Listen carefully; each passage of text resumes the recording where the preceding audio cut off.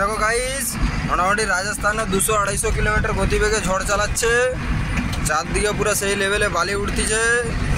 এই দেখো, দেখেছো? দেখো দেখো, আমার মোটামুটি এত বড় জাহাজটাকে উল্টে দিবার খাপ।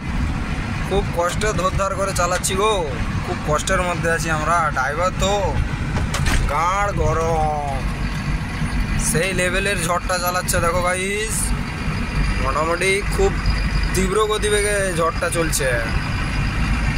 মোটামুটি যে যেখানেই থাকো, ল্যাম্পপোস্ট খুঁটি ফুটি থাকলে ধরে থাকো, নাহলে পুরো গাঁড় গরম, তুলে নিয়ে পালাইন যাবে বলেই দিছে। এ দেখেছো গাইস, কত জোর ঝড়টা চালাচ্ছে, পুরো সেই লেভেলে।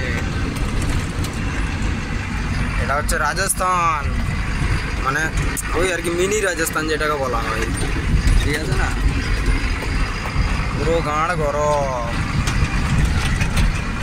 বালি লোড করতে এসেছিলাম, এই যে মোটামুটি দেখো অবস্থা। দেখো ওয়েদারটা হঠাৎ খারাপ হলো, মেঘলা ওয়েদার, বৃষ্টি হবে এখন।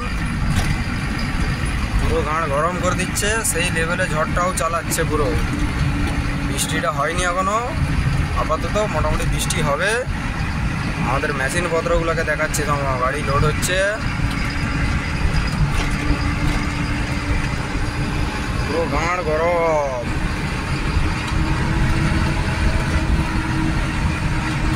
মাথা খারাপ। তো গাইস, কে কোথা থেকে ভিডিওটা দেখছো কমেন্ট করবে। আর মোটামুটি বালি যদি কারো লেগে থাকে মোটামুটি কমেন্টে জানাবে। সেই লেভেলের মোটা বালি এবং পাতলা বালি সবই অ্যাভেলেবেল আছে আমাদের কাছে, মানে আমার কাছে আর কি বর্তমানে, বুঝলেন না? পুরা চারদিক খালি করে দিয়েছি এরকমভাবে বালি বয়ে বয়ে। নদীতে আর বালি রাখবো নি, মাটি বের করে দেবো, মাটি সব সরকারকে টাকা দিয়ে দেবো, সিও কেটে কেটে।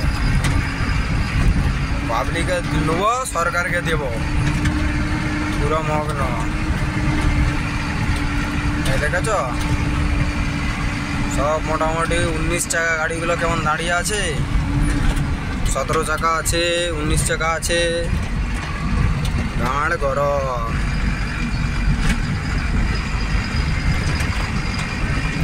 ওই দেখো আমাদের লোডিং পয়েন্ট, ওই যে ওখানে লোড হচ্ছে গাড়ি।